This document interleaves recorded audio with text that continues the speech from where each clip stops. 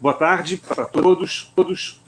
Numa atividade do Fórum Social Mundial, uma atividade promovida pelo Fórum Nacional de Reforma Urbana e pelo Instituto Brasileiro Urbanístico, IBDU, e essa atividade tem como objetivo apresentar e discutir o dossiê de monitoramento das políticas urbanas nacionais, direito à cidade e reforma urbana em tempos de inflexão conservadora, no qual o Fórum Nacional de Reforma Urbana e o IBDU estão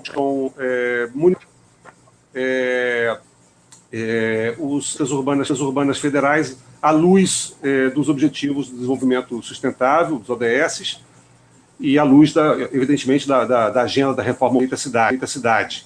Né? Quer dizer, esse dossiê ele já é realizado pela segunda vez. Ele foi realizado primeiramente em 2000 e agora em 2020, e ele abarca um conjunto de políticas urbanas entendidas de forma ampla: política de habitação, saneamento, de mobilidade, de cultura, política do ponto de vista de gênero, raça, classe,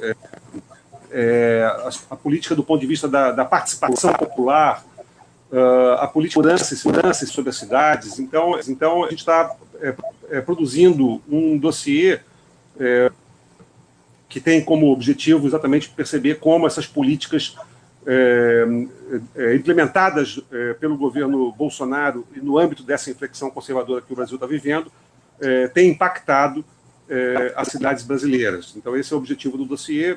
Acho que, do ponto de vista da política urbana, é talvez o dossiê mais abrangente e mais amplo com foco nas políticas urbanas.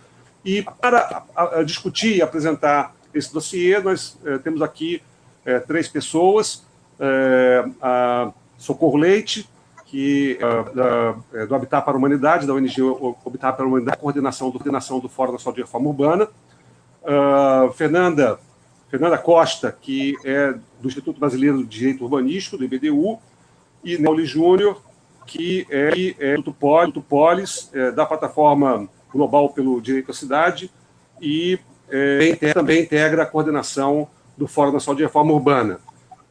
Então eu vou, enfim, a dinâmica aqui vai ser muito, vou passar a palavra para cada um dos integrantes da nossa mesa aqui, e no final a gente abre para perguntas, questões dos que estão participando e assistindo a nossa apresentação, a nossa live.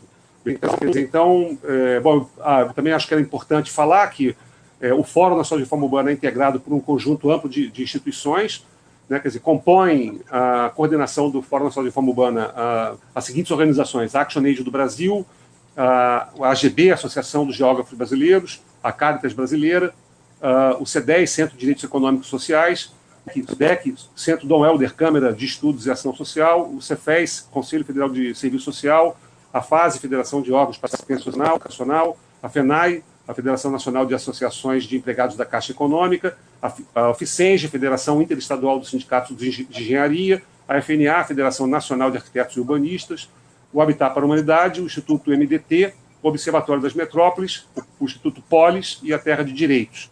Esse dossiê contou com 43 colaboradores dessas organizações que compõem o fórum, como também do IBDU. Quer dizer, e, portanto, foi um trabalho realizado de forma que permitiu, portanto, essa análise abrangente em torno das políticas urbanas federais. Então, eu passo agora a palavra para Socorro Leite. Por favor, Socorro, então, você dá com a palavra, e depois nós vamos seguir a seguinte ordem: a Socorro, depois a Fernanda Costa e depois o Nelson Sauli. Então, seguiremos essa apresentação. Socorro, você tem 20 minutos. Boa tarde, Orlando, boa tarde, Fernanda, Nelson, boa tarde a todas e todos que estão assistindo essa live. Dizer que foi um trabalho importante, como Orlando falou, um trabalho feito a muitas mãos, né, esse dossiê, e num contexto bem complexo, né? Então, a gente já tinha essa produção do dossiê enquanto Fórum Nacional de Reforma Urbana, E o dossiê que trata do ano de 2020, ele vem, essa análise vem toda permeada pelo contexto da pandemia, né? Então, a gente vai falar de um contexto, na verdade, de um Brasil que já vinha sendo, né, objeto de desmonte de políticas públicas e que, com o contexto da pandemia, tudo isso se agrava, né? Porque a resposta que vem do poder público é uma resposta altamente insuficiente e muito centrada no tratamento de quem era infectado. Então, a prevenção, né, que a gente observa, enfim, o que o dossiê retrata um pouco, é que esse desmonte das políticas públicas acaba refletindo fortemente na possibilidade de proteção das pessoas, especialmente as pessoas mais pobres que moram em territórios periféricos. Então, essa prevenção, né, para ser adequada, ela precisaria enfrentar questões estruturais, né, no nosso país, que a gente sabe que são refletidas por conta da grande desigualdade que a gente tem. E o que ocorreu, né, concretamente, o que a gente observa e o que está registrado no dossiê, é esse aumento, né, da pobreza e, consequentemente, um aumento da morte das pessoas mais pobres, né, seja por falta de um acesso adequado a testes, a próprio atendimento em saúde, seja pela impossibilidade de isolamento, enfim, de acesso à água para se higienizar. Então, a gente tentou refletir no dossiê todos esses aspectos, né, que tem a ver com o direito à cidade, e o Fórum e outras entidades e redes, né, também atuantes nessa temática do direito à cidade, acabaram construindo uma articulação, que chamou Articulação por Direitos na Pandemia, que passou a se reunir e fez um conjunto, construiu um conjunto de propostas num documento que foi amplamente divulgado, né, que foi objeto de incidência política, seja em âmbito nacional, seja em âmbito local, e também, né, um processo de monitoramento, entendendo, né, esses territórios populares, os territórios periféricos, como sendo a prioridade da ação de prevenção. Então, a gente fez um monitoramento que abrangeu cerca de 200 comunidades e grupos, né, vulnerabilizados, e também, né, a partir desse monitoramento e de outras ações, o Observatório das Metrópoles desenvolveu um dossiê, Metrópoles e Covid, também analisando um pouco dessa ação do poder público, né. Então, foi importante entender, né, a partir da perspectiva de quem está nesses territórios periféricos e quem está nas cidades vivendo a situação, o quanto foi omissa, né, a ação pública nesse período de pandemia. Então, uma variação que a gente entende que, no melhor dos contextos, foi uma ação insuficiente, né, passando por omissão e chegando, na pior das situações, a ação do Estado como ação de violação de direitos, né, como no caso dos despejos, no caso, inclusive, da água, do acesso à água, como ação de violação de direitos humanos.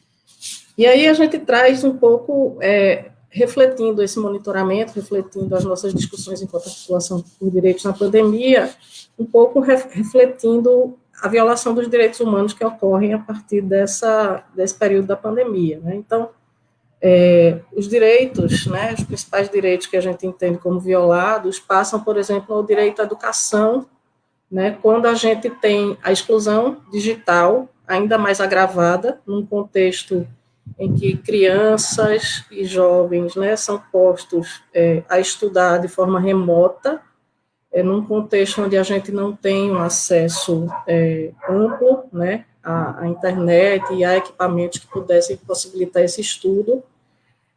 Também em relação ao ambiente precário das moradias, muitas vezes, né, que impossibilita estudar, e em relação ao acesso à alimentação, né, que a gente sabe que é muito importante para manter os estudantes que têm menor poder aquisitivo, e muitas vezes, mesmo com uma ação de repasse de alimentação, o que a gente viu no monitoramento é que esse repasse muitas vezes era insuficiente, inadequado, né, de baixa qualidade. Então, isso impactou, né, essa violação do direito à educação também impacta profundamente na vida das mulheres, né, das mulheres mães que criam seus filhos, suas filhas sem apoio, que tiveram sua vida altamente impactada com a dinâmica doméstica de ter que administrar essa situação diante, né, dessa precariedade. Então, o direito à saúde nem se fala, né, a questão da estrutura que já era precarizada, né, por conta da redução dos investimentos e tudo mais, que passa a estar mais direcionada à atenção a quem adoecia. Ou seja, a prevenção foi descuidada e, ao mesmo tempo, as outras doenças ficaram também descuidadas pelo sistema de saúde. Então, muitas pessoas que tinham problemas de saúde que não conseguiam resolver durante a pandemia, porque a estrutura de saúde já saturada estava voltada para a atenção a quem se contaminava pelo Covid. Da mesma forma, o direito à alimentação, enfim, o direito ao trabalho também é altamente impactado, porque nem todo mundo consegue, né, pode ter, tem esse privilégio de trabalho remoto.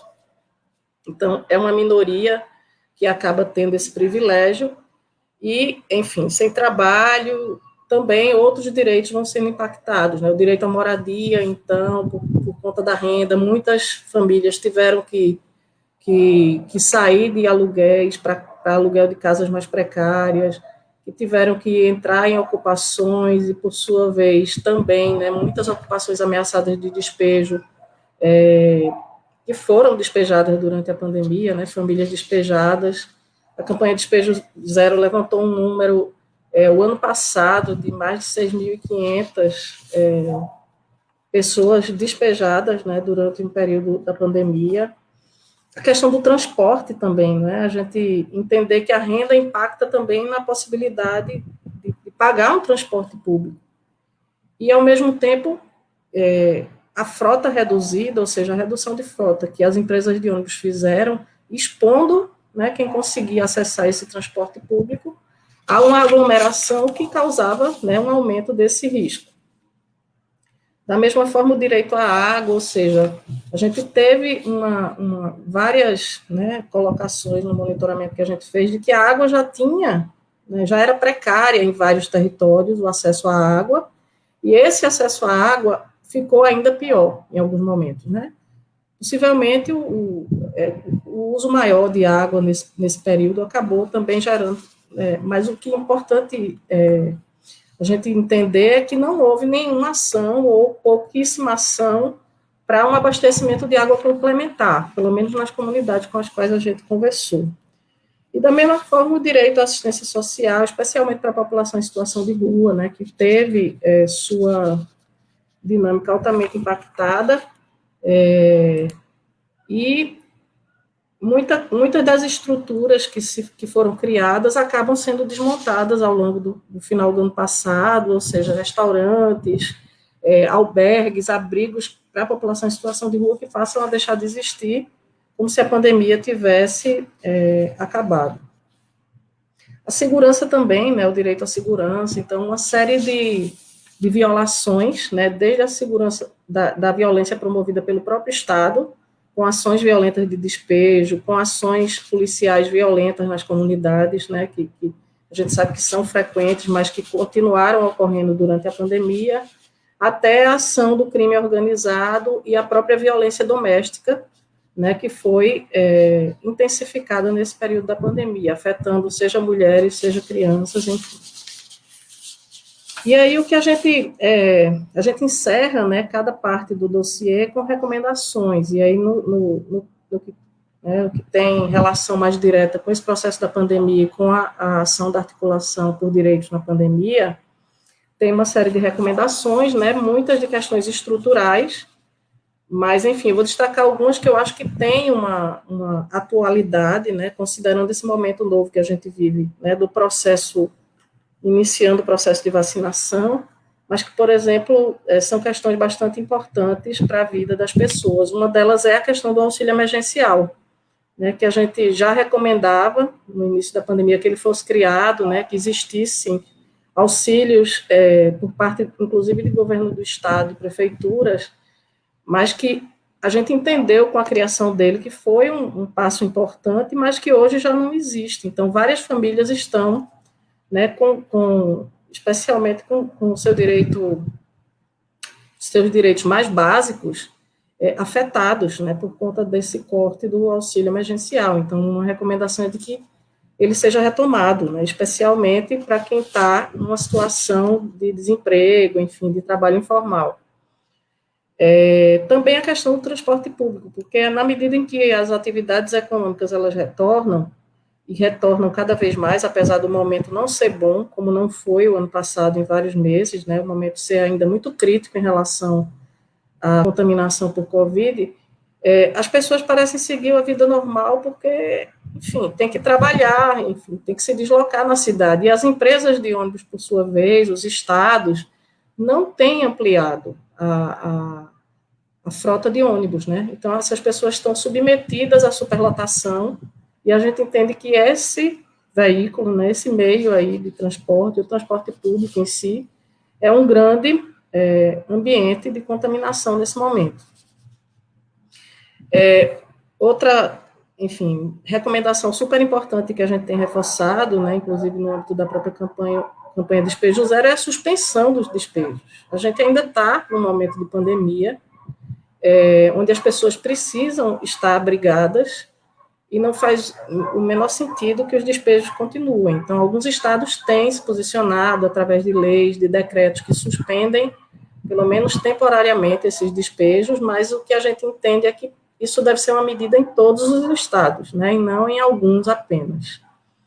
E, por fim, eu queria acrescentar, na verdade, uma recomendação, porque eu acho que quando a gente desenvolveu esse dossiê, a gente ainda não tinha uma perspectiva clara da vacinação, do processo, né? E quando a gente vê esse processo iniciar aqui no Brasil, né, é com muita tristeza que a gente vê o quanto o governo federal foi omisso, né, e foi, de certa forma, irresponsável quando não se preparou para esse momento, quando não buscou as negociações e as tratativas necessárias para garantir a vacinação para um país tão grande como o Brasil. Então, hoje a gente tem uma clareza maior sobre como será lenta, né, o quão lento será esse processo de vacinação por consequência, né, dessa situação e dessa omissão do governo federal. Então, a gente vê, né, que tem um plano nacional de vacinação, tem grupos prioritários, e é importante que eles existam, né, as pessoas que estão mais vulneráveis nesse momento. Mas eu acho que a gente precisa lutar e refletir toda essa reflexão que a gente fez enquanto articulação por direitos na pandemia, né, e exigir que se criem grupos também a partir do atendimento, né, desses grupos que já estão priorizados, que eu hoje fiz uma conta rápida em torno de 65 milhões de pessoas, pelas estimativas que o Ministério da Saúde faz, que a gente crie grupos que reflitam, né, essa necessidade de priorizar quem está mais exposto ao risco, né, ou seja, quem mora em situação precária, quem trabalha e precisa do transporte público para se locomover, trabalhadores informais, ou seja, é preciso, né, que em algum momento, e passar dessas prioridades aí indicadas pela saúde, que a gente tenha um recorte de renda, né, porque a gente sabe que num país desigual como o nosso não vão ser priorizadas as pessoas de menor renda se não houver isso, se isso não for inserido no Plano Nacional de Vacinação.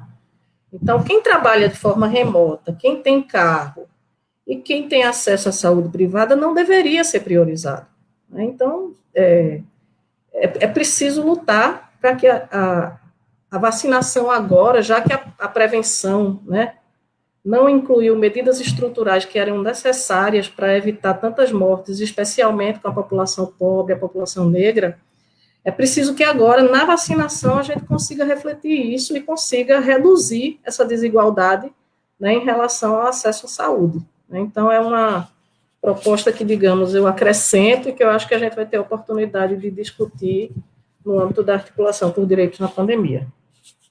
É isso, obrigada. Muito obrigado, Socorro. Tivemos agora a entrada do Marcelo na nossa live. Valeu, Marcelo. Marcelo de Mundo da Central do Mar, está aqui na nossa mesa, representando, enfim, o conjunto dos movimentos sociais que participam do Fórum Nacional de Reforma Urbana. Além da Central de Movimentos Populares, temos a União Nacional dos Movimentos de Moradia, o Movimento Nacional da Luta pela Moradia, o movimento Luta nos Bairros, o MLB, nos bairros e favelas, e a CONAN, Confederação Nacional de Associações de Moradores. Vou passar agora a palavra para a Fernanda Costa, do IBDU, que foi parceiro na elaboração do nosso dossiê, e depois o Nelson, depois o... Beleza, Marcelo? Marcelo? Vamos lá. Fernandinha, você está com a palavra.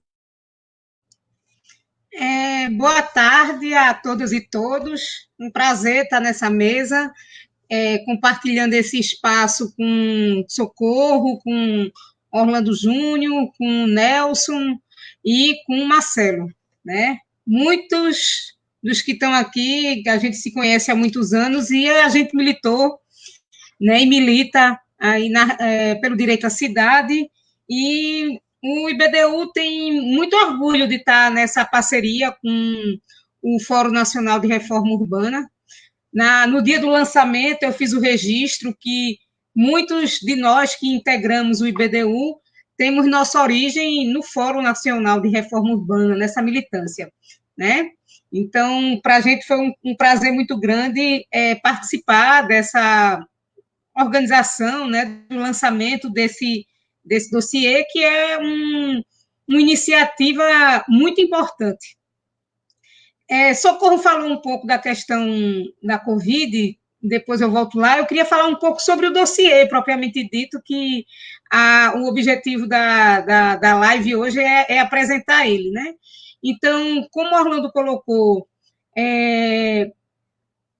o fórum, junto com o observatório, esse ano com a participação do IBDU, se propõe a fazer esse monitoramento anual aí das políticas urbanas.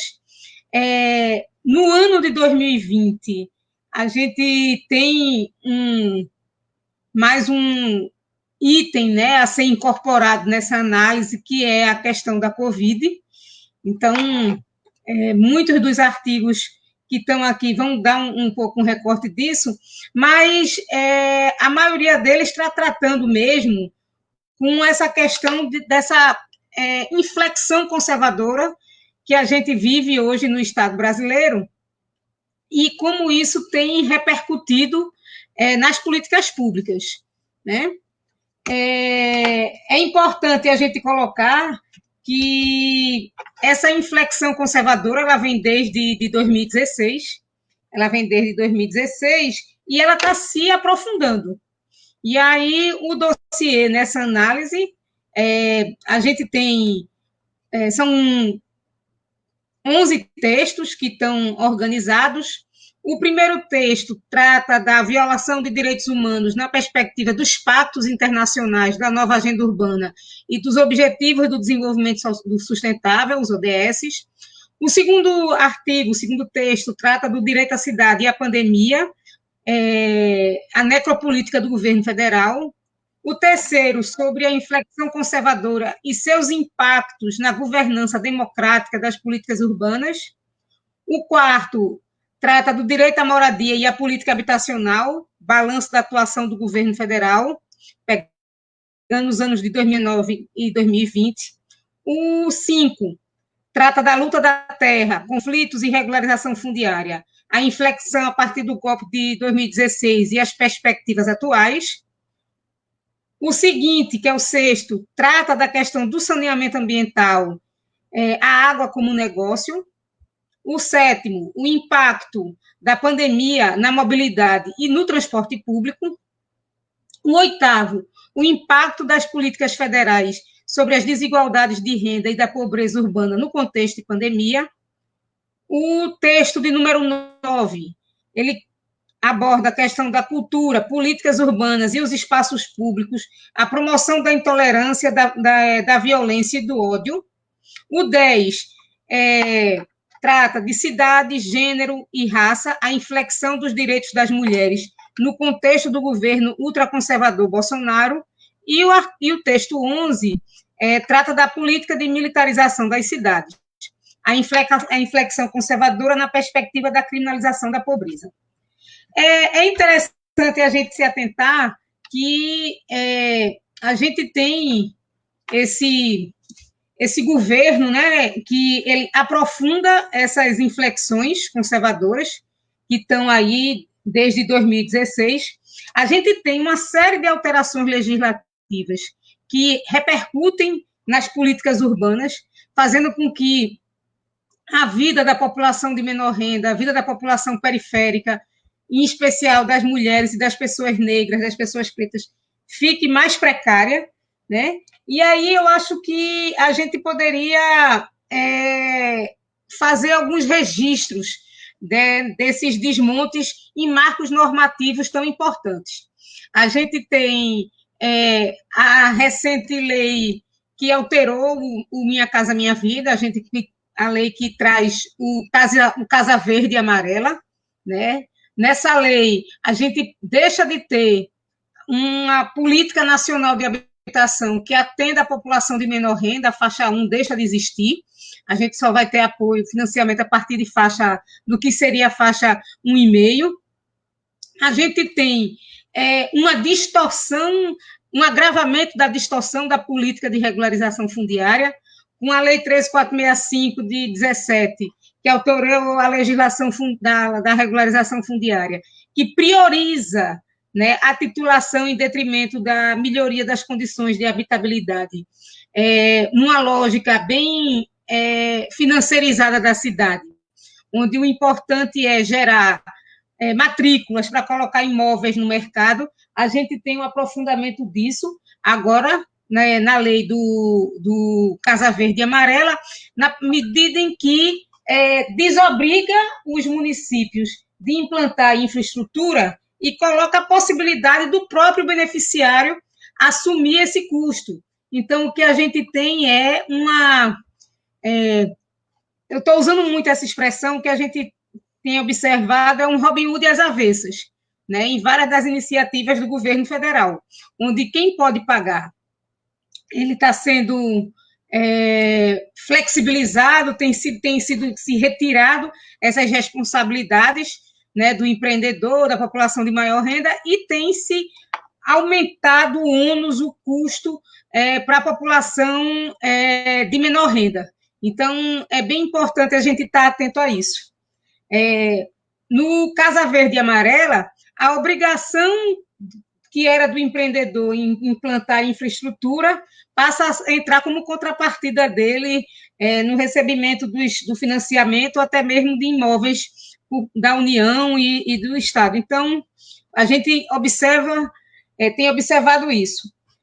O novo marco do saneamento também é algo bem importante da gente estar atento, né? Uma lógica em que a água passa a ser tratada como uma mercadoria, né? Então, vai acessar a água quem tiver capacidade de pagamento. A água que é um bem essencial, né? Um bem sem o qual a gente não vive, que ela não pode ser apropriada de forma privada. A priorização do uso da água tem que ser para o consumo humano e para o consumo que a gente chama de dessedentação animal. Mas quando a gente analisa esse novo marco do saneamento, que é tratado também aqui no dossiê, o que a gente observa é uma lógica de tratar a água como se fosse uma grande mercadoria. E é uma mercadoria essencial, ninguém consegue viver sem água e sem ar, né, sem oxigênio. Então, vai terminar as pessoas assumindo ônus muito grande para garantir o acesso a esse bem essencial. Né? Vários das pessoas que trabalham com essa questão do saneamento, durante todo o processo de aprovação, trouxeram um exemplo de como a privatização do setor de saneamento em várias cidades, inclusive em Manaus, onde hoje a gente vive essa grave crise sanitária, o insucesso dessa política, onde a distribuição, o acesso da água, ele não acontece, seja porque as infraestruturas não foram colocadas, seja porque o preço cobrado é exorbitante. Né? É até interessante, depois, quem está naquela região, fazer uma análise em função de se o o acesso, a dificuldade do acesso à água também impactou aí nessa questão dessa grave crise sanitária que se vive lá. E aí a gente vê esse processo de desmonte, né, dessas normas, né, desse quadro legal que a gente tem, e numa perspectiva de desregulação, né, de retirada do Estado da prestação dos serviços que ele deveria estar garantindo à população e de liberalização aí para o mercado.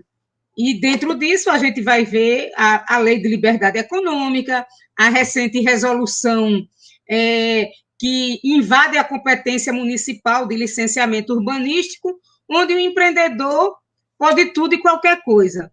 Então, o Estado não pode colocar limites, restrições à iniciativa de empreender de um particular. A lógica tem sido bem essa, né? Então, temos que garantir essa livre iniciativa e ele vai poder fazer tudo e qualquer coisa. O que a gente tem observado é que não se atende a legislações municipais, a gente não tem respeito a perímetros urbanos, licenciamento ambiental não acontece, né? Enquanto tem toda essa ação de desregulação do Estado, de diminuição da atuação dele para atender a população de menor renda e de uma maior atuação, uma maior liberalização para o mercado acontecer, o que a gente observa é a população de menor renda deixada à própria sorte, né? Então, um Estado que não se preparou para enfrentar a pandemia, um Estado que negou a pandemia e, durante todo momento, ontem, novamente, vem falar que fazer lockdown é jogar contra a população, que a população é forte e vai viver tudo isso. A gente está passando por uma segunda onda, a segunda onda está acontecendo no mundo inteiro, e aqui eu fico brincando que a gente não está numa segunda onda, e a gente está com a maré subindo novamente, a maré nem baixou toda e está subindo novamente. Então, a gente não tem vacinas, a forma como a vacina tem sido distribuída também é questionável, a gente não tem um controle social sobre esse bem tão escasso e tão fundamental, então a gente tem visto várias distorções, né, de pessoas que não estão nos grupos prioritários sendo vacinados, mas o nosso Estado não se preparou, o nosso Estado nacional, e a gente tem toda uma expertise, uma prática, uma estrutura dentro do Ministério da Saúde com capacidade de responder, mas as pessoas não estão com autonomia para fazer isso. Então, como é importante essa participação e esse controle social, inclusive na distribuição desse insumo tão importante hoje que é a vacina, né? Então, fazendo um pouco um coro com o que Socorro colocou, né, a articulação por direitos na pandemia, que as entidades que estão nessa mesa também integram, né, o Fórum, o IBDU, isso foi bem pautado, né? Então, para esse ano, que infelizmente se inicia e se coloca para a gente numa condição não muito diferente do ano de 2020, quais são as prioridades para a gente pensar? Então, a vacina passa a ser uma prioridade, a gente tem que entender a vacina como direito à cidade. A questão da renda mínima é fundamental, né? Muitos estados, muitos municípios, o impacto da pandemia foi menor porque a renda, né, esse auxílio emergencial desempenhou um papel fundamental para não deixar a economia desacelerar de vez. Então, e as pessoas precisam desse apoio, né? O próprio IPU, né, Orlando Júnior, nos possibilitou a presença de um pesquisador do IPU, que colocou para o coletivo de entidades que estão nessa articulação de entidades por direito por direitos na Covid, de que 40% da renda, né, 40% da população teve como fonte de renda o auxílio emergencial. Então, como é importante a manutenção desse apoio até a conclusão, até uma melhor convivência com a Covid-19. E aí, uma outra coisa para a gente estar atento é que, paralelamente a tudo isso que está acontecendo, a vida não para. Nos nossos municípios, né? Muitas das gestões buscam dar continuidade ao dia a dia como se nada tivesse acontecendo. Então, vários municípios estão em processo de revisão de planos diretores e de análise, de atualização de legislações. A gente tem observado que a tendência que essa lógica de desregulação que a gente vê no governo federal, ela está reverberando para os governos estaduais e para os governos municipais, né? E independente de pandemia. Então, eles tratam aí, se aproveitam desse momento onde há menos controle social, as pessoas não podem ir na rua, não podem estar se mobilizando para se contrapor ao que está acontecendo, e passam o trator. A gente tem muitas disputas acontecendo em Fortaleza, a gente tem muitas disputas acontecendo em Salvador, em Natal, onde as iniciativas buscam, seguindo o péssimo exemplo que aconteceu aqui em Recife, promover um liberar geral para o mercado imobiliário, colocando em risco instrumentos tão importantes como o instrumento das leis, que tem como objetivo garantir a permanência da população de menor renda em áreas privilegiadas da cidade, né? Em áreas centrais, em áreas próximas ao mercado de trabalho, próximas de infraestrutura. Então, a gente tem que estar muito atento a isso. O dossiê desempenha um importante papel, né? Nossas cidades estão cada vez mais desiguais, a população de menor renda cada vez mais sofre, né? E essa lógica de Robin Hood às avessas parece que toma mais corpo. Então, o dossiê desempenha esse papel super importante e eu espero que nos próximos a gente consiga desdobrar até para algumas experiências locais. E a ideia nossa hoje, ao trazer aqui essa mesa no Fórum Social Mundial, era de compartilhar com vocês essa importante iniciativa, né? Então, o dossiê está disponível, vocês podem fazer o download, está disponível nas páginas do Fórum Nacional de Reforma Urbana, do Habitat pela Humanidade, do IBDU, do POLIS, todas essas entidades que integram ou o fórum ou estão promovendo o próprio dossiê, é possível fazer o download e ler esse conjunto de artigos. Tá? Obrigada aí, gente. Muito obrigado, Fernandinha. Socorro e a Fernandinha tentaram demonstrar que o dossiê mostra uma inflexão conservadora em todas as áreas que foram objeto da análise por parte dos nossos pesquisadores, né? Quer dizer, isso é uma inflexão muito grande no que diz respeito ao direito à cidade, né? Quer dizer, e é nessa perspectiva, a partir do direito à cidade, que eu peço para o Nelson Sauli Júnior, que participa da plataforma global pelo direito à cidade, vem do Fórum Nacional de Reforma Urbana, para fazer os seus comentários e participações. Nelson, você está com a palavra.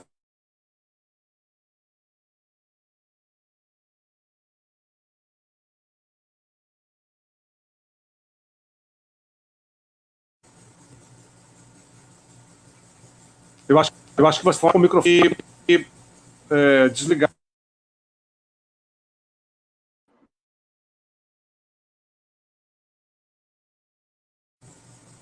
Continuamos sem te escutar.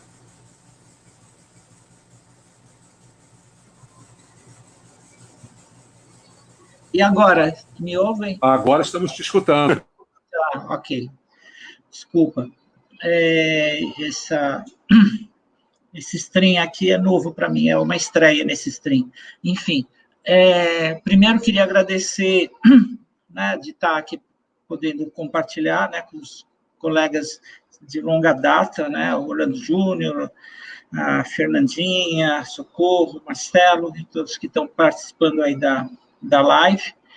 E justamente, né, acho que o primeiro aspecto dessa live ser um Fórum Social Mundial e fazendo já, né, uma relação com o direito à cidade, é importante, né, que, claro, esse é um fórum bem diferente, né, de todos que a gente participou aqui no Brasil, que foram realizados em Porto Alegre, teve um também recente, né, em Salvador, e vários fóruns em outros países, né, sociais mundiais, no qual ele tem uma relevância fundamental histórica para o direito à cidade, porque foi justamente a partir do primeiro Fórum Social Mundial, que ocorreu a partir do ano 2000 em Porto Alegre, é que nós construímos, né, nessa perspectiva de uma articulação internacional, né, a Carta Mundial pelo Direito à Cidade, né, e no qual o Fórum Nacional de Reforma Urbana, né, foi um grande protagonista, até porque foi um dos principais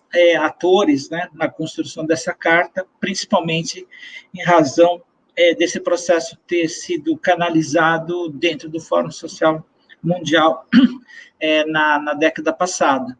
Então, acho que é importante, né, a gente saber qual esse momento, né, o espaço que nós estamos tendo essa live, né, que é histórica e é um espaço histórico relevante para a nossa história. E, né,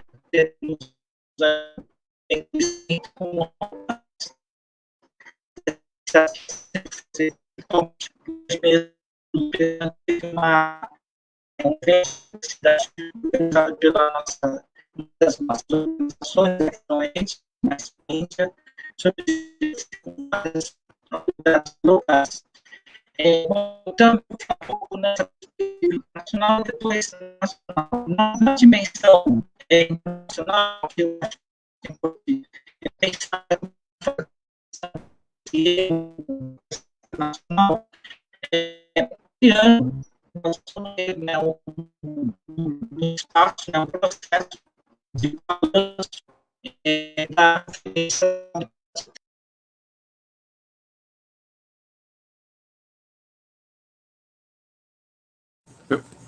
Eu acho que a conexão do Nelson estava vizinha, né? Quer dizer, inclusive estava picotando muito a fala dele. Vamos ver se ele consegue. Olá. Nelson? Oi. A conexão estava bem. Vamos ver se melhora. Aí você caiu, mas a gente estava com dificuldade de escutar você. E agora? Estão me ouvindo? Agora está ótimo. Tá. Bom, então eu vou começar da parte que eu acho que talvez não tenha sido ouvido. É que esse ano, como eu estava falando, no aspecto internacional, na relação que a gente pode potencializar o dossiê, né, e toda essa luta pela diversidade, nós vamos ter um balanço de 5 anos da Habitat 3, que é chamada Habitat 3+5, que sempre essas conferências globais têm processos, né, de avaliação, de balanço, pelo menos de 5, 10 anos. Então, vamos ter os 5 anos. E é importante, né, porque nós construímos, dentro desse processo da Habitat 3, toda uma luta pela inclusão do direito à cidade na nova agenda urbana, que consta nessa visão da nova agenda urbana sobre o direito à cidade. E como nós temos esse dossiê, né, me parece que já a gente tem que ter uma ação estratégica, né, de levar né, para justamente conhecimento dos outros países, né, do processo que vai ter essa avaliação internacional, para as agências da ONU, né, para os relatores especiais de direitos humanos, que vão ser parte desse processo de avaliação, né, porque fazem também seus balanços com relação aos seus direitos respectivos, como a gente tem trabalhado bastante, né, como muitos sabem, com os relatores do direito à moradia, mas tem outros relatores também fundamentais nessa questão, como na área da cultura, na questão do acesso à justiça, né, com relação ao meio ambiente, enfim, tem já uma estratégia da plataforma de fazer uma articulação com pelo menos um grupo de relatores para esse processo de incidência sobre o direito à cidade. E me parece, então, que o dossiê que nós fizemos em 2020 já é um instrumento fundamental, né, para que a gente possa estar fazendo esse balanço aqui no Brasil, com relação à implementação da nova agenda urbana, considerando toda a realidade que já está sendo bem retratada aqui, né, pela Socorro, pela Fernanda, também vai ser pelo Marcelo e por todos. Então, eu queria colocar aqui, acho que a gente tem que ter uma oportunidade muito importante, né, de potencializar esse dossiê nessa perspectiva desse processo internacional. E também, né, me parece que seria muito importante a gente fazer, aí, principalmente os colegas do Observatório, junto com o IBDU, né, talvez assim uma espécie de um documento orientador, né, de como foi feito esse dossiê, porque eu acho que isso também pode ser uma fonte de inspiração, né, para organizações que estão nesse mesmo campo, né, da luta pelo direito à cidade, direitos humanos na cidade, reforma urbana, em vários outros países, não somente na América Latina, mas também em outras regiões, né. Ontem teve um evento bem legal, organizado por organizações francesas, sobre o direito à cidade, a cidade como um bem comum, né? O Edésio Fernandes participou também desse debate, com várias experiências que estão ocorrendo, foram focadas principalmente na Europa, e, portanto, me parece que a gente pode, né, como nós já fomos várias vezes o fórum, fonte de referência, inspiração para lutas sociais urbanas no âmbito internacional, me parece que essa potencialização pode ser uma forma bem importante, né, da gente estar trabalhando, né, nessa construção desse movimento mais internacional que a gente já está desde, né, para ser sincero, desde a Conferência do Meio Ambiente em 92, quando a gente teve aquele tratado sobre cidades, vilas e povoados democráticos sustentáveis, né, junto com a Habitat International Coalition, outras fóruns de autoridades locais, né, então é um histórico que a gente tem que resgatar nesse contexto, né, a continuidade dessa luta. Com relação à questão nacional, eu também acho que, assim, que a gente tem que pensar uma estratégia de como esse dossiê possa também, né, servir para algumas formas de incidência que possam ter, né, algum tipo de impacto com relação a toda essa situação desastrosa, né, e trágica que o Brasil está, né, em várias áreas, e também na questão urbana e das cidades, né? Por exemplo, isso não está no dossiê, acredito, não me recordo, né, mas, de qualquer maneira, é uma luta que o IBDU está fazendo, várias outras entidades, sobre essa resolução que foi feita pelo governo federal, mas no final do ano, que praticamente está acabando com o licenciamento para qualquer tipo de empreendimento, atividades, né, que vão gerar impactos urbanos, ambientais nas cidades, né, que temos que combater, né, até pelo fato de ser inconstitucional essa resolução.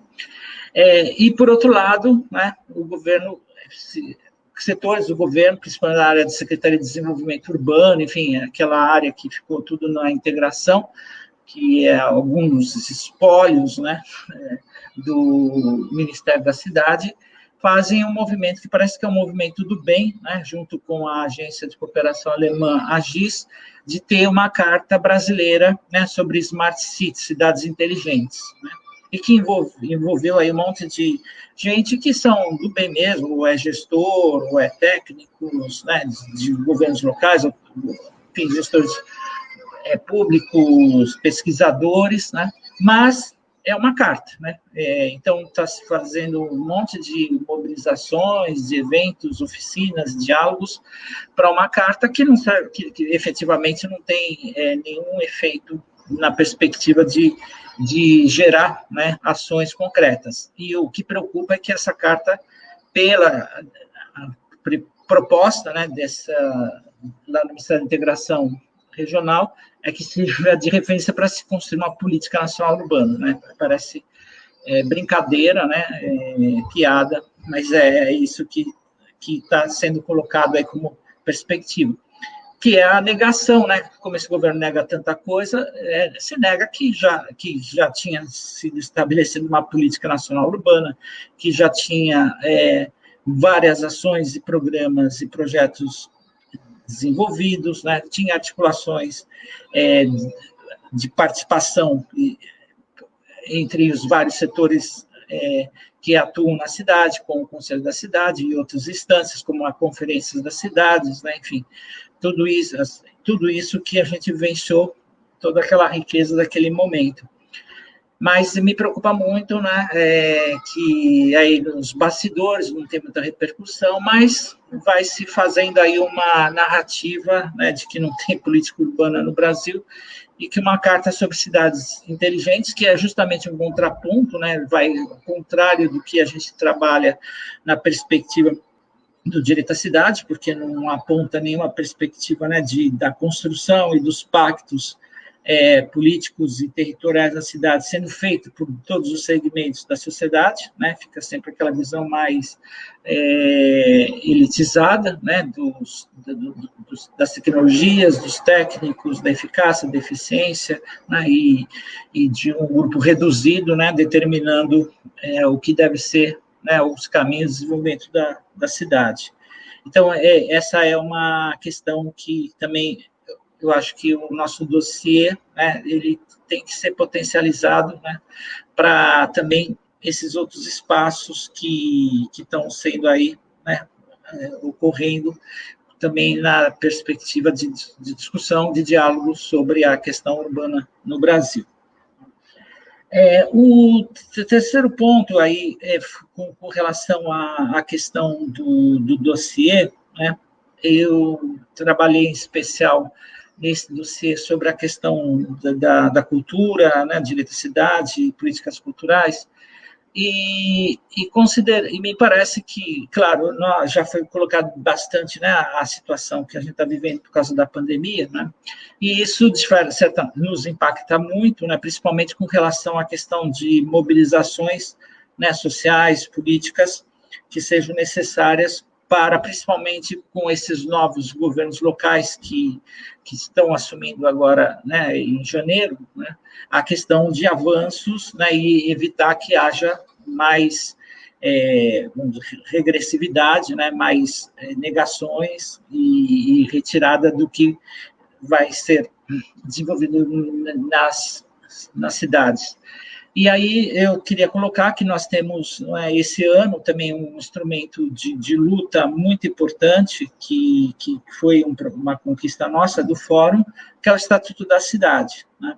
Esse ano vai celebrar 20 anos do Estatuto da Cidade, e eu considero, né, que era muito importante a gente pensar como uma estratégia para essa celebração, né, porque, na verdade, é afirmar, né, uma visão, um posicionamento político de como que deve ser as políticas na cidade, a gente realmente fazer uma campanha, né, em defesa da implementação do Estatuto, e, claro que focando principalmente aí nesses elementos que já são da história da reforma urbana, né, do direito da cidade, da gestão democrática da cidade, né, da participação política, enfim, né, da questão do acesso à terra, né, das políticas territoriais que combatam a desigualdade social e territorial, como a gente, né, tem trabalhado aí nos últimos 30 anos, pelo menos.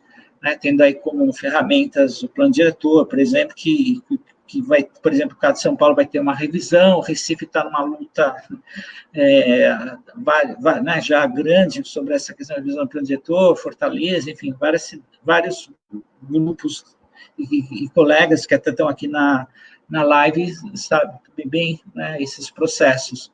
Então, me parece que, associado com a questão do dossiê, e a gente deveria fazer uma vinculação muito grande, né, da celebração do Estatuto da Cidade com uma atuação política, principalmente nas nossas cidades, né, que vão ter novos governos, e aí é sempre aquela situação de que parece que os governantes nem ouviram falar de Estatuto da Cidade, não sabem o que é plano diretor, enfim, aquela história toda, aquela conversa que sempre aparece, né? Então, acho que se isso é verdade, né? Então, que a gente então tenha uma campanha política aí, né, a ser desenvolvida nesse ano para a afirmação, né, dessa política que a gente tem lutado há muitos anos para ser desenvolvida nas cidades.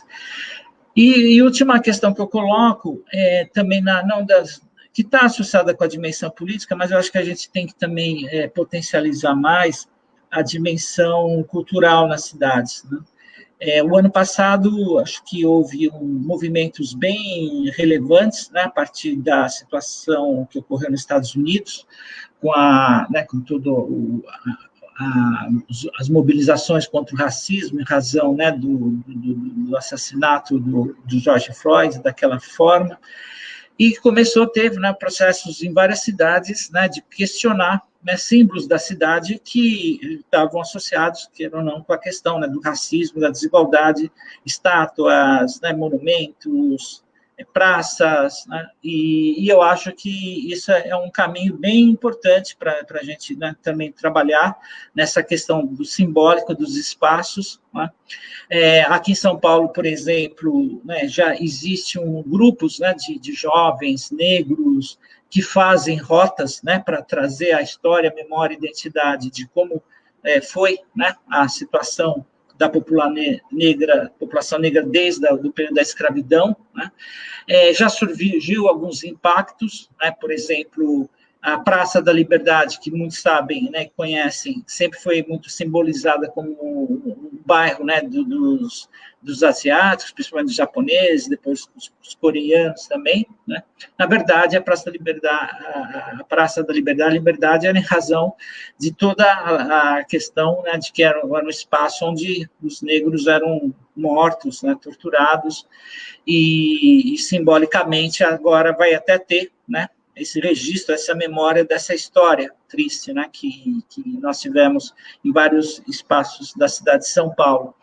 Então, me parece que essa relação, né, simbólica também, né, com espaços na nossa cidade, acho que deveria ser um caminho, né, estratégico para a gente adotar esse ano também nessa luta pelo direito de cidade, e é isso também que a gente está querendo potencializar, né, dentro da plataforma global, com iniciativas, né, em outros países também, nesse mesmo sentido. Então, acho que eu fico por aqui, né, era um pouco isso que eu queria trazer para contribuir aqui com a nossa live. Beleza, valeu, Nelson.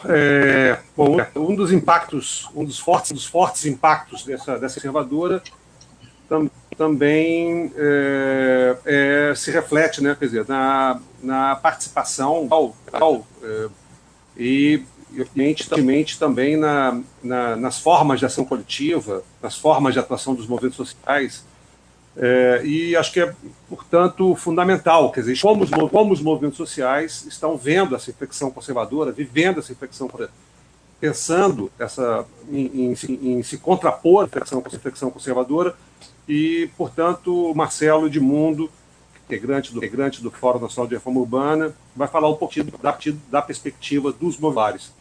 Marcelo, está com a palavra.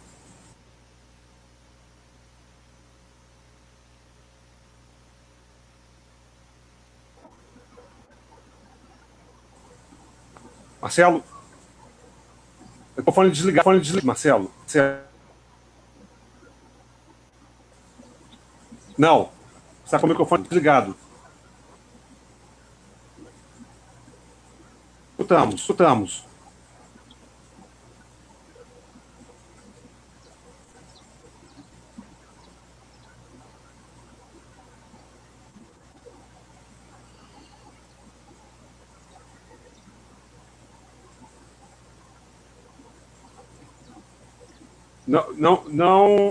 Não tem, não está funcionando. Alguma coisa deve estar desligada no teu conector. Bom, em tempos de pandemia é assim que a gente tem problemas.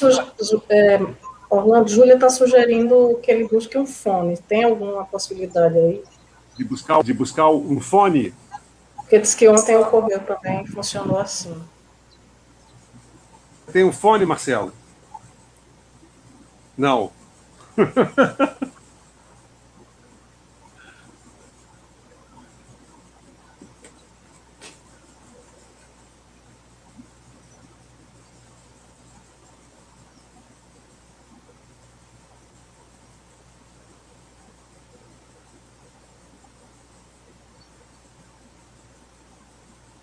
Bom, vamos tentar, o Marcelo tá coisa. Vamos tentar ver se ele consegue ligar, senão a gente não vai ter a voz dele.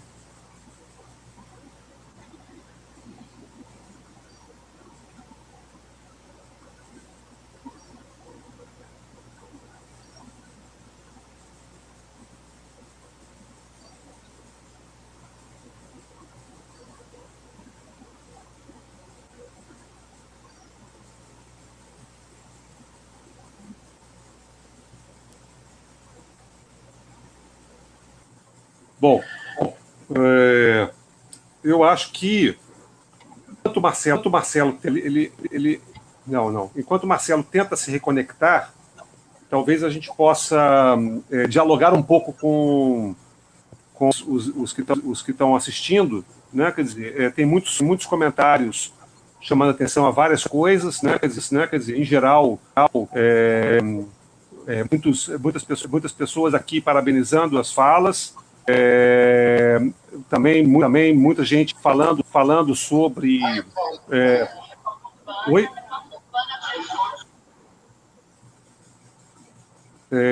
Muita gente fala sobre a questão da pandemia. Muita gente. Marcelo, voltou? Fala, então eu entrei pelo celular agora. Beleza. Dá com a palavra. Beleza, assim, como o Júnior falou, eu sou o Marcelo, da Central de Movimentos Populares, do Fórum Reforma Urbana, e também acompanho e participo da Articulação Nacional dos Movimentos Populares Urbanos.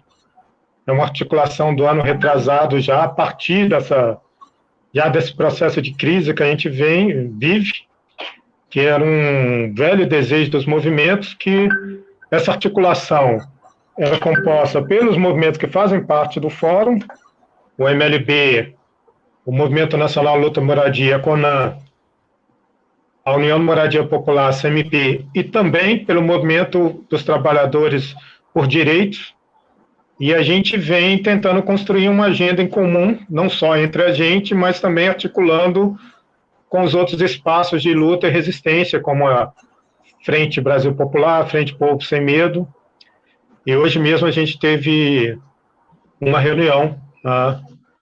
A gente, nesse período, nós estamos fazendo diversas atividades, né, inclusive aquelas que quem lida com o povo, quem lida com a base, mesmo com todas as dificuldades, é impossível a gente não deixar de atuar, que é na questão de cesta básica, produtos de higiene e limpeza, na articulação do povo que passa fome, é impressionante que passa fome mesmo, não é, por muitas vezes, algumas pessoas não conseguem compreender isso.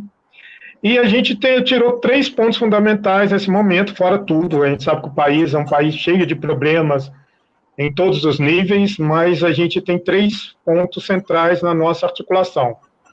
Um deles é a questão do auxílio emergencial ou de uma renda básica, né? O outro ponto é em relação à vacina gratuita e universal, que é fundamental isso. Esse é o grande debate, como costumo sempre falar, que o debate não é a obrigatoriedade da vacina. O debate é o governo oferecer de forma gratuita, universal, a vacina, fazer campanhas, justamente o contrário do que ele faz, né? E, por fim, né, que é fundamental, é o fora Bolsonaro. Fora Bolsonaro da forma que for, né? Porque Bolsonaro é um símbolo de um processo que vem de muito tempo e que resultou, né, nessa situação que a gente vive, que é terrível, de ter um poder diretamente, um criminoso, um mentiroso, um corrupto, corrupção que fica evidente. Por exemplo, a gente vê a questão do leite condensado, não é o conselho do leite condensado, mas o valor de 162 reais numa lata de leite condensado é a velha corrupção típica. Corrupção na propaganda da cloroquina, que não é inocente, obviamente, que propaganda, apoiadores do Bolsonaro são produtores de cloroquina, corrupção na articulação que tem a ver com o estímulo e a venda de armas, com relações tanto família dele como familiares com grupos de tiro, fabricantes de armas nos Estados Unidos, corrupção agora para ganhar a eleição na Câmara e no Senado, enfim. Então, é importante a gente deixar isso bem evidente. Em relação ao dossiê, que eu acho um instrumento fantástico para a gente trabalhar, um acompanhamento real da redução dos direitos, do processo que a gente vive, da falta de democracia, da perda do pouco que a gente havia conseguido construir, a gente sente diretamente na base, né? Nós que atuamos com o povo, principalmente na questão da moradia, a gente percebe um desmonte total na participação popular. A gente sabe que os conselhos acabaram, os fóruns também que debatiam que debatiam os problemas da cidade, do povo, também acabaram. O Minha Casa Minha Vida acabou, não existe mais acesso à população da faixa 1, que é a população que tem mais necessidade de moradia, mais de 80% da necessidade de moradia, daqueles que ganham até 3 salários mínimos, ou Casa Verde e Amarela não oferece uma possibilidade para essa população, isso como projeto de financiamento, e obviamente pode se repetir o que houve no BNH. A falta de transparência total, né, que a gente sente no dia a dia, no meio da pandemia, o aumento do número de despejos que atinge a população mais pobre, como a Socorro falou, o levantamento que foi feito na campanha de despejo zero, até agosto, 6.300 famílias foram despejadas, e a partir de agosto, uma perspectiva de mais de 18 mil famílias ameaçadas de despejo.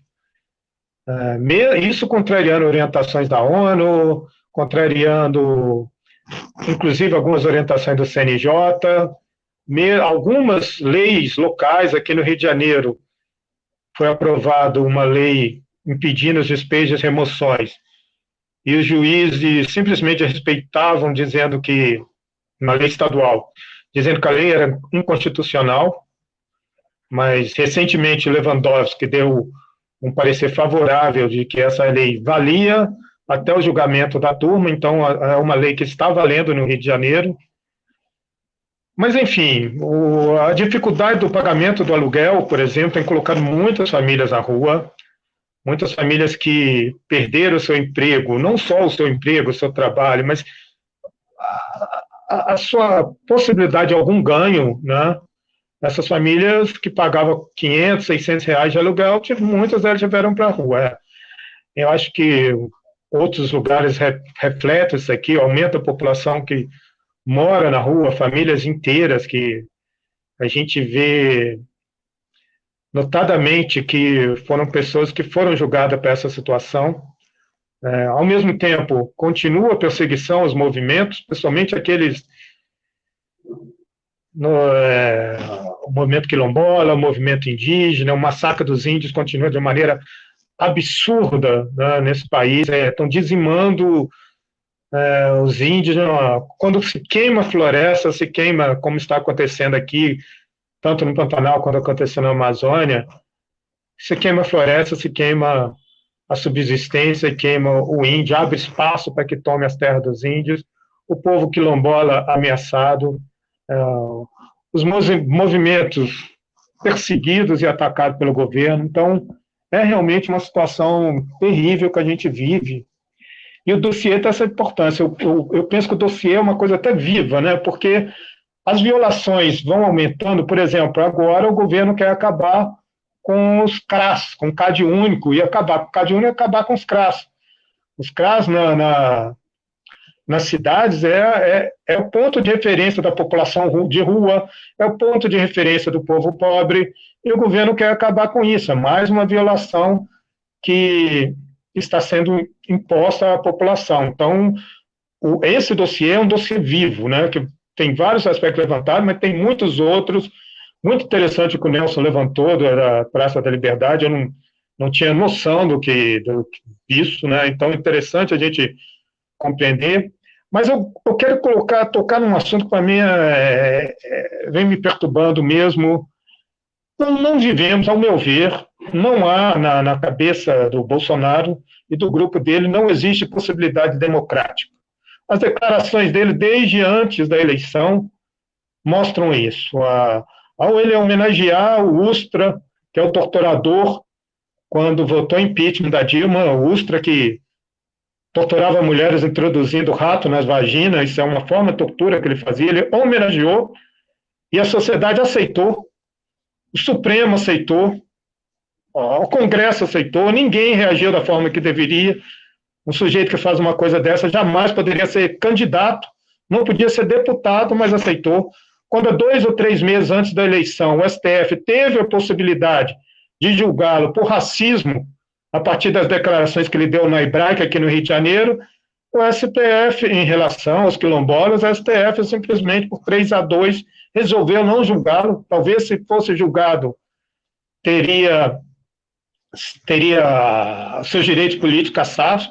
Quando ele atacou, dizendo que uma deputada, dizendo que não estuprava ela, porque ela não merecia, ele era deputado, ele tinha que ser cassado. E não foi cassado, não aconteceu nada. Ontem, ou anteontem, quando ele disse que a lata de... que colocasse aquela lata de leite condensado para toda uma imprensa, não houve repercussão de fato, no mínimo era falta de decoro, mas enfim, a minha avaliação desse processo, aí sim que a gente caminha, já estamos nesse processo de fascistização da sociedade, eu vejo como inevitável. Atualmente eu vejo como inevitável. A gente não acredita, mas os centenas de milhares de homens armados, e mais armados ainda com a política do Bolsonaro, esses homens não vão entregar as armas. Bolsonaro vai sofrer impeachment? Tá bom, eles vão entregar as armas. Ano que vem, nas eleições, que ele já diz que tem que, se não for eleição com cédula, cédula manual, ele não vai aceitar, é fraude. Esses centenas de milhares de homens, dos clubes de tiro, das PMs, dos jagunços, dos latifúndios, esses homens, ao serem convocados por Bolsonaro, a partir do exemplo que ele teve, do grande ídolo dele, que é o Donald Trump, não, beleza, eleição, o Bolsonaro perdeu, a gente vai aceitar o impeachment. Ou seja, esse processo, eu acho que está faltando uma avaliação mais profunda desse momento que a gente vive, porque a sociedade, as instituições não funcionam, a sociedade não reage como deveria reagir, e na minha perspectiva, eu falo, é um processo para mim inevitável hoje. Como evitar esse processo? Como evitar que esse processo antidemocrático efetivamente não permaneça na cidade? Eu tenho tremenda preocupação. Eu me lembro da eleição do Bolsonaro, a maioria de nós, pouco antes dizia, todos derrotam Bolsonaro no segundo turno. Ele não oferece perigo, ele é um boçal, um idiota. Bolsonaro foi eleito. Agora é a mesma história. Eu, quando vejo falar em impeachment, espero que tenha impeachment, e aí? Pode ter impeachment, e aí? E se convocado? Ele caminha para eleger agora o presidente do Senado e o presidente da Câmara. Não, mas essa situação que a gente vive no país é uma situação realmente muito triste e, ao meu ver, óbvio, vai chegar um momento que a gente vai mudar essa correlação, mas, ao meu ver, um grande conflito vai se instalar na sociedade. Porque nesse momento de estagnação que a gente vê, parece que nada está acontecendo, é justamente o momento que precede uma grande reação popular que algum dia, algum momento vai acontecer. Eu só não sei para onde que isso vai nos levar. Enfim, eu acho muito bom que a gente faça esse debate, muito bom o dossiê, que o dossiê seja um dossiê permanente para a gente acompanhar todo esse processo e que a gente possa resistir, agir para transformar essa situação que a gente vive hoje. Mas muito bom o debate que todos falaram aqui. Espero que que a galera que esteja ouvindo acesse o dossiê, porque realmente é um instrumento de debate, é um instrumento para conversar com o povo, é um instrumento para que a gente possa perceber as transformações para pior que estão acontecendo nesse momento no país e datadamente desde a partir do golpe de 2016. Acho que é um pouco da fala que eu queria fazer aqui e vamos dar continuidade aí. Valeu. Muito obrigado, Marcelo. A Marcelo é muito importante, sobretudo quando ele ressalta a importância desse dossiê ser um dossiê vivo, que seja um instrumento de resistência das organizações, das redes, das articulações, e também que ele seja permanentemente atualizado. A ideia do Fórum e do IBDU é de produzir um novo dossiê em 2021 e um novo dossiê em 2022. Portanto, a gente tem condições de monitorar efetivamente essa dinâmica, né, que a gente está vivendo no Brasil. Eu diria que sim, que apesar das diferenças, quer dizer, que marcam as diferentes políticas setoriais, nós encontramos um certo padrão. O dossiê identifica um certo padrão na forma o governo Bolsonaro vem atuando, que é marcada pela desconstrução dos avanços alcançados nos últimos anos, enfim, como resultado das lutas dos próprios movimentos sociais, né, quer dizer, e a proposição de novas políticas que expressam esse novo momento de conservador, de ultraconservador, ultraliberal que nós estamos vivendo, né? Quer dizer, seja no campo da regularização fundiária, seja no campo da mobilidade, seja no campo do saneamento, seja no campo da participação, em todas as áreas nós temos o desmonte, nós temos a não implementação dos avanços alcançados, o desmonte daquilo que foi construído e a construção de um novo arcabouço institucional, jurídico e político que expressa essa ultraconservadora. E também uma coisa importantíssima para destacar, o dossiê está na página do Fórum Nacional de Reforma Urbana, mas uma coisa importantíssima é dizer que o dossiê também faz recomendações. Quer dizer, então, há ali também um esboço de uma agenda, vamos dizer assim, né, pode se constituir referência num subsídio para a atuação das organizações, das redes, das articulações. Enfim, quer dizer, então eu queria destacar. Bom, nós não temos exatamente aqui no chat, né? Nós temos aqui muitas pessoas parabenizando, muitas pessoas reforçando falas, forte, a questão, enfim, do impacto da pandemia, as pessoas para enfim, Arlete, Lívia, a Lara, a Luísa, o Getúlio, quer dizer, a Gabriela, a Leila, enfim, o Lélio, pessoas aqui no chat fazendo saudações. Eu não sei se alguém que está assistindo quer fazer uma pergunta propriamente dita, ou não sei se alguém da mesa quer, enfim, reagir, interagir com as falas que foram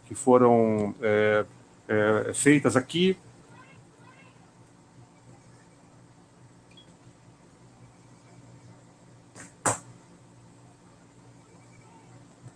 Socorro, Fernandinha, Nelson, Marcelo, ainda, que acabou de falar, querem fazer mais alguma consideração?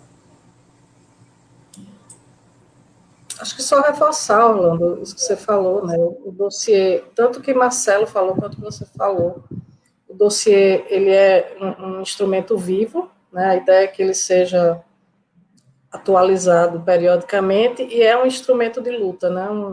Tudo que está lá serve como instrumento de luta para que a gente faça as incidências e as denúncias necessárias.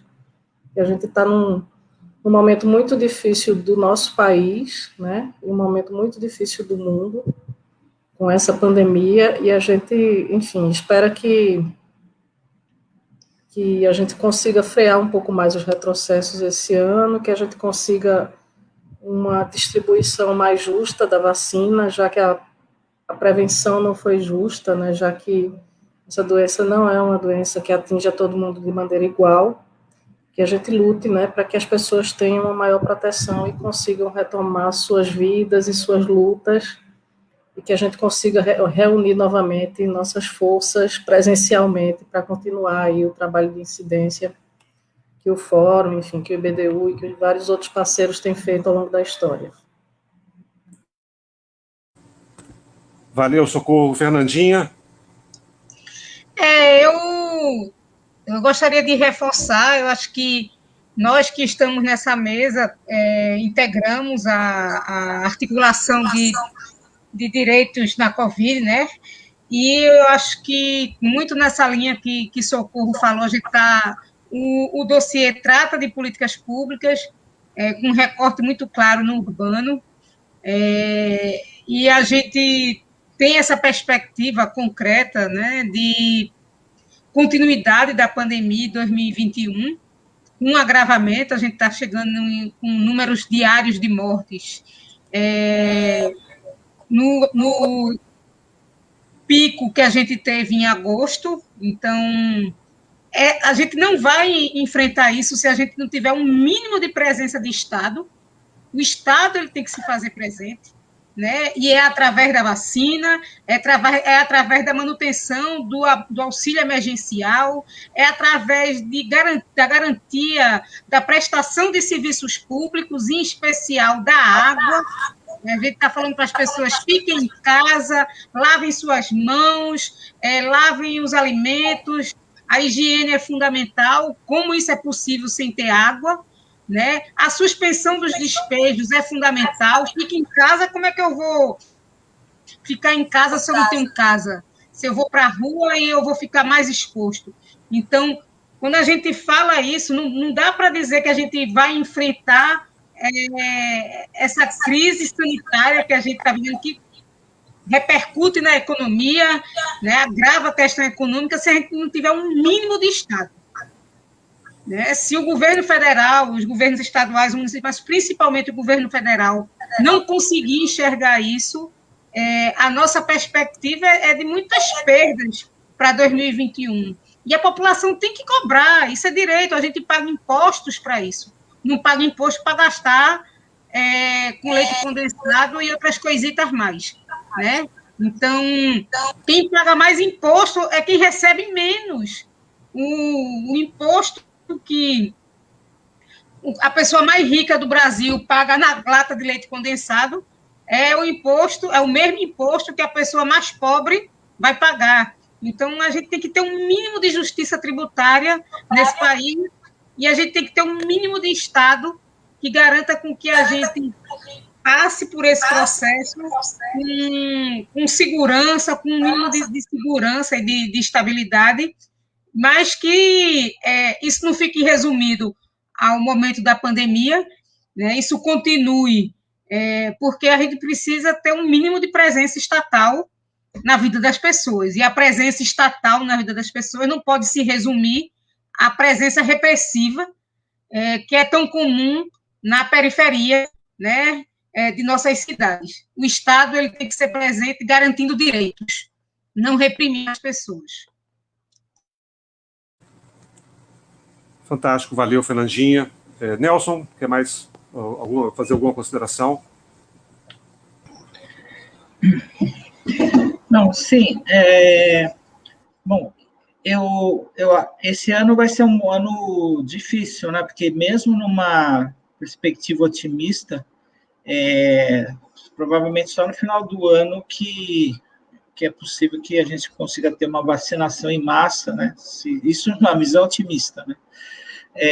Então, realmente, e vários dos cuidados vão seguir, né? Usar máscara, enfim, várias, não vai mudar muito essas necessidades. E isso significa também a questão, né, de aglomeração, enfim, que isso é uma questão que nós vamos continuar ainda esse ano muito no mundo virtual, né, do que presencial.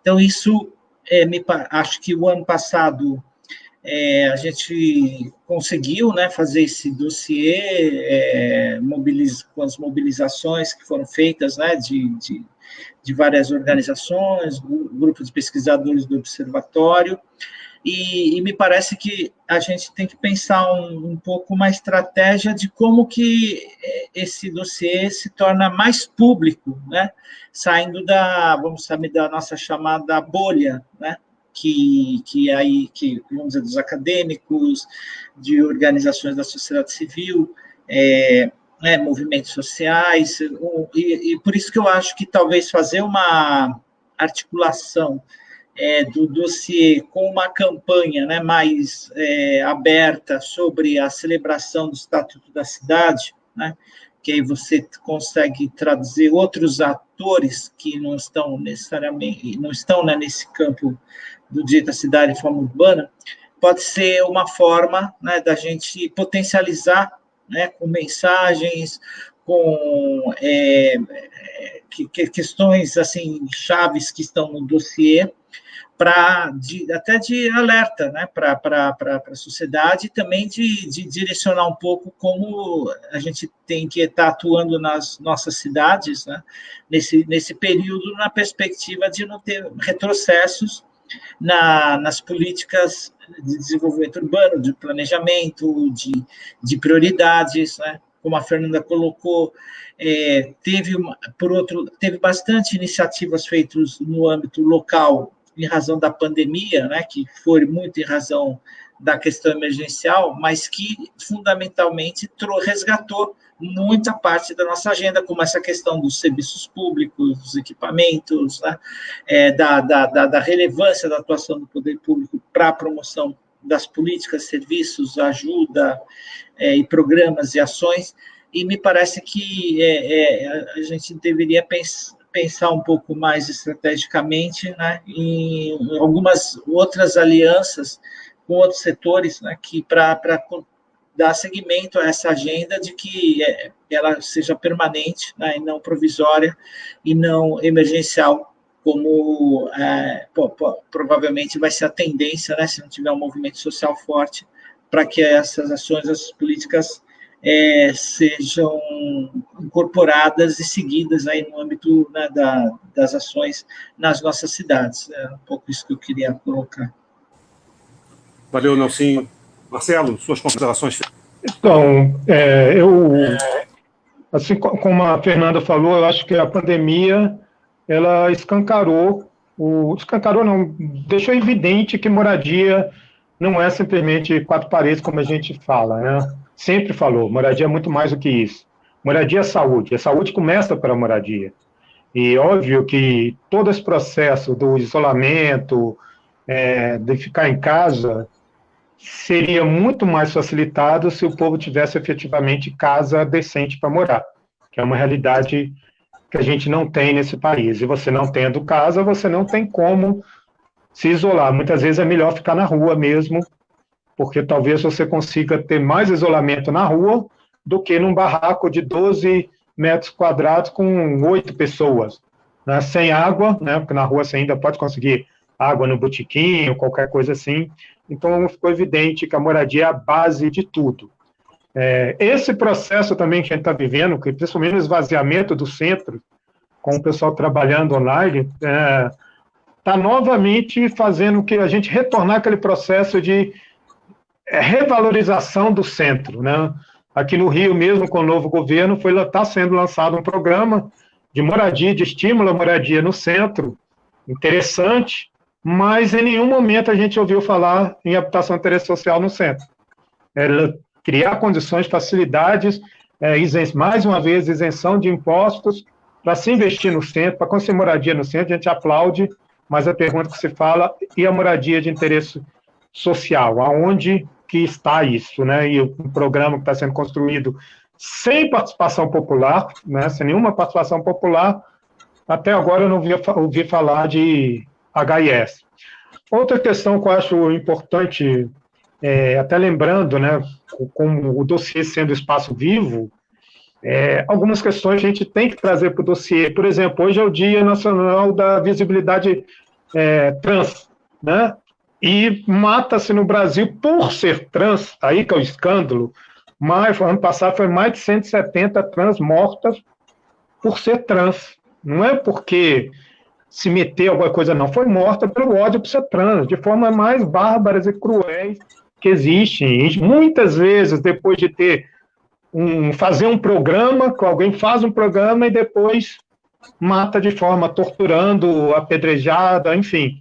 Eu acho que esse é um tema que tem que entrar no fórum. A questão que o Nelson, no fórum não, no dossiê, que o Nelson levantou também, que existe aqui no Rio, por exemplo, é importante, se a gente conseguir construir para esse ano, entrar a questão da pequena África, né, como a região onde o maior número de negros escravizados desembarcaram, que foi aqui na região portuária do Rio. Enfim, mas como todos nós falamos, esse aqui, o dossiê é um espaço vivo e a gente, com certeza, com sugestões de quem está ouvindo esse debate, por exemplo, considerações, elementos novos que a gente possa construir esse novo dossiê, vai ser muito importante para a gente. E acredito que utilizar realmente na lembrança dos 20 anos do Estatuto da Cidade também é bastante importante. Valeu, boa noite. Valeu, Marcelo. Reforço aqui os agradecimentos a todos e a todas que participaram. A Luísa Marilac fez um comentário final sobre a importância do dossiê para a manutenção dos movimentos, organizações, nesse momento que a gente está vivendo. A Lígia também está reforçando, a Lígia Casimiro, que não podemos esmorecer e, portanto, devemos continuar na luta e, enfim, que esse dossiê seja um instrumento para isso. E diz, muito bom ver vocês todos aqui na tela. E Túlio dizendo também da importância da gente estar fazendo essa live, marcando a nossa presença no Fórum Social Mundial. A gente agradece a presença e a participação de todos que acompanharam a gente aqui nesse debate. Como foi dito aqui, a gente pretende, quer dizer, enfim, dar maior visibilidade a esse dossiê, torná-lo um instrumento vivo na luta e na mobilização para essa inflexão ultraconservadora que nós estamos vivendo, né, que ele seja um instrumento de resistência e de promoção do direito à cidade, né? Quer dizer, então, esse é o desafio que a gente tem pela frente. Muito obrigado a todas e a todos que participaram. Valeu, gente, uma ótima semana.